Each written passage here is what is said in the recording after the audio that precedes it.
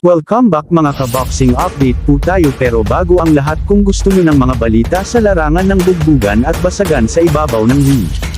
Hingi po ako ng subscribe at pakiclick na rin po ang bell button para sa suporta sa ating munting channel. Maraming salamat po sa inyo. Sa paghaharap ni pambansang kamao Manny Pacquiao at Muay Thai and Kickboxing legend Buakaw ay hindi daw ito basta exhibition lamang. Dahil nag-anunsyo ang WBC o World Boxing Commission na may paglalaban ang belt, ang dalawa ito daw ang WBC Legendary Belt na para kay Pacman at Buakaw. Sabi nga ni pambansang kamao na ituturing daw niya ito na para bang tunay na laban sa pro boxing.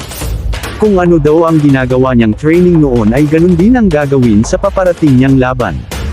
Buakaw nagsalita rin at nangako na magbibigay din siya ng magandang laban sa mga manunood at lalo na sa mga sumusuporta sa kanya. Para naman sa dalawa ay hindi raw nila bibiguin ang mga manunood at magbibigay daw ng napakagandang laban sa ibabaw ng lona. Ipapakita daw nila ang 100% ng kanilang nalalaman.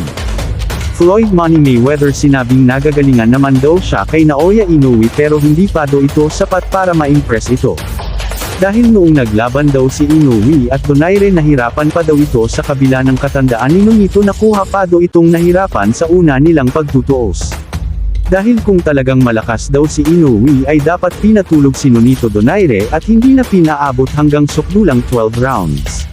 Kung talagang malakas daw itong si Naoya Inoue ay lumabas ito sa kanyang bansa at laban nitong si Gervonta Davis sa isang catchweight fight.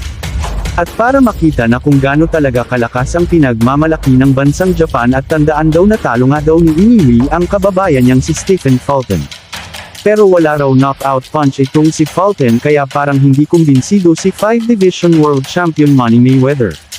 Hanggang dito lamang po tayo, maraming salamat.